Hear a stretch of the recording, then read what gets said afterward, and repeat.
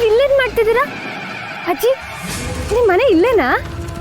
ನಾವೆಲ್ಲಿರ್ತೀವೋ ಅದೇ ನಮ್ಮ ಮನೆ. ಮನೆ ಎಲ್ಲಿದ್ರೇನು? ಅಜ್ಜಿ, ನಂಗೆ ಒಂದೊಂದ್ಸಲ ನೇರವಾಗಿ ಮಾತಾಡಿದ್ದೆ ಅರ್ಥ ಆಗಲ್ಲ, ನೀನ್ ಬೇರೆ. ಅಲ್ಲ ಅಜ್ಜಿ, ನೀ ನನಗೆ ಪ್ರತಿ ಸಲ ಸಿಕ್ದಾಗ್ಲೂ ಇನ್ನೊಂದ್ಸಲ ನಿನ್ ಜೊತೆ ಮಾತಾಡ್ಬೇಕು ಅಂತ ನಾನು ಅನ್ಕೊಂಡಾಗೆಲ್ಲ ನಾಪತ್ತೆ ಆಗ್ಬಿಡ್ತೀಯಲ್ಲ, ಏನ್ ನಿನ್ ಕತೆ? ನಾನು ಮಾಯ ಆಗಿಲ್ಲ, ನೀನು ಸರಿಯಾಗಿ ನೋಡಿಲ್ಲ ಅಷ್ಟೇ. ಅದ್ ಸರಿ. ಅಜ್ಜಿ, ನಾನು ಯಾರು ಅಂತ ಗೊತ್ತಾಯ್ತಾ? ಗೊತ್ತಾಯ್ತು. ನಿನಗೂ ಗರ್ಭಗುಡಿಯಲ್ಲಿ ಇರೋಳಿಗೂ ಇನ್ನೂ ಮುನಸು ಕಮ್ಮಿ ಆಗಿಲ್ವಾ? ಅರೆ ಅಜ್ಜಿ, ನಿನ್ ಕಣ್ ಕಾಣಿಸ್ತಾ ಇದ್ರು ನಾನ್ ಹೇಗ್ ಗೊತ್ತಾಗ್ತೀನಿ? ಓ, ಬರೀ ಧ್ವನಿಲೇ ಕಂಡಿಡ್ಬಿಡ್ತೀರಾ? ಹೊರಗಣ್ಣು ಕಾಣೋಲ್ಲ ಅಷ್ಟೇ, ಆದ್ರೆ ಒಳಗಣ್ಣು ಕಾಣುತ್ತೆ. ಅದು ಸರಿ, ನಿನಗೂ ಗುಡಿಯಲ್ಲಿರೋಳಿಗೂ ಜಗಳ ನಿಂತಿಲ್ವಾ?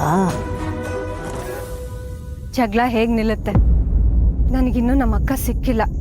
ಅಲ್ಲ, ನಮ್ಮ ಅಕ್ಕನ್ನ ಅವಳು ನನಗೆ ಹುಡ್ಕೊಟ್ಟಿಲ್ಲ.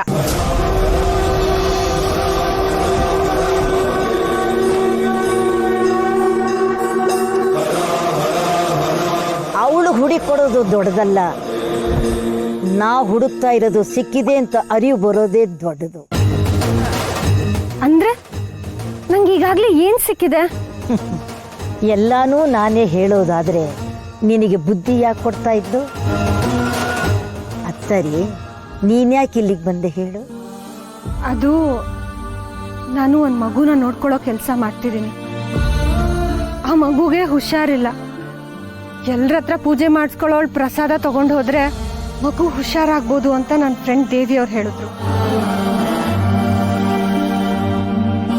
ನನ್ಗಿದ್ರಲ್ಲೆಲ್ಲ ನಂಬಿಕೆ ಇಲ್ಲದೆ ಇರ್ಬೋದು, ಆದ್ರೆ ಈ ಪ್ರಸಾದದಿಂದ ಮಗು ಹುಷಾರಾಗೋ ಸಾಧ್ಯತೆ ಇದೆ ಅಂದ್ರೆ ನಾನು ಹಠ ಬಿಟ್ಟು ಪ್ರಸಾದನ ತಗೊಂಡು ಹೋಗೋಕೆ ತಯಾರಿದ್ದೀನಿ. ಅದಕ್ಕೆ ಇಲ್ಲಿಗೆ ಬಂದೆ. ಕೆಲವು ಸಲ ನಾವು ಬಂದಿದ್ದೀವಿ ಅಂತ ಅನ್ಕೊಂಡಿರ್ತೀವಿ, ಆದ್ರೆ ನಾವು ಬಂದಿರಲ್ಲ, ಅವಳು ಕರೆಸ್ಕೊಂಡಿರ್ತಾಳೆ.